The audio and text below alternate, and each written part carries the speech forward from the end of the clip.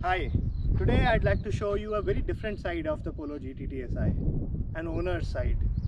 But before I get there, I'd like to start with why this car has such a cult following, the amazing engine.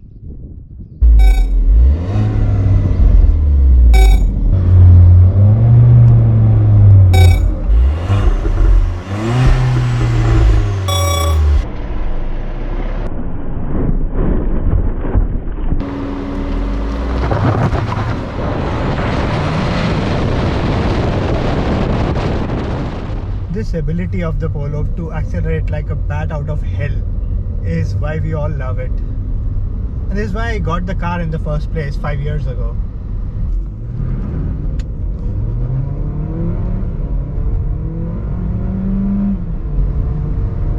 But over these 5 years, things have changed a bit.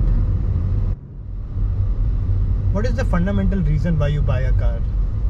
You experience something and you want to get to know the other sides of the car then by taking it to new places, to your favorite driving roads, all of those things. But what I've experienced with the Polo is the more you get to know it, the more it disappoints you. And the biggest culprit here is its brakes. Good brakes not only help you slow down but also drive faster. These are my third set of discs in the last 19,000 kilometers, and this is because Volkswagen India uses substandard parts just to drive down costs. And it's not just the brakes, it's the suspension as well. These Gabriel shocks that you see are an Indian manufacturer's offering. Earlier, Volkswagen used to come with Sachs suspension, which were amazing and they used to last for much longer. I'm even okay with the short life of the brakes, but the problem is that the quality is so bad that if you brake hard from 100 3-4 times, what will happen is the brakes fade, the discs warp, and then the brake induces a judder while braking. So you can't really enjoy the car for more than 20-30 minutes, that's it.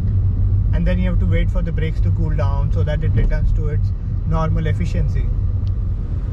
The other thing about this car is the steering. Now it isn't as bad as a Hyundai, but drive a Ford Fiesta or a Fiat Linea and you'll know what a great steering is.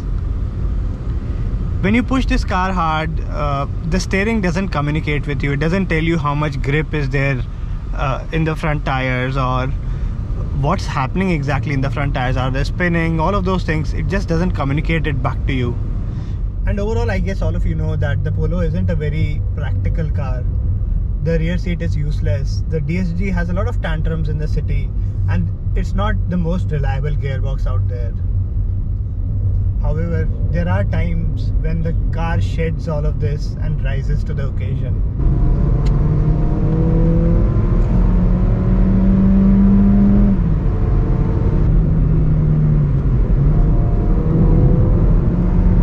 The engine really tries. It really tries to break free from the mediocrity of the components that it comes with. The horrible brakes, the average suspension, the inert steering, all of those things. It really tries. But then it feels like it's trapped in this body that just doesn't let the soul of the engine come through. I've waited a lot of years to connect with this car.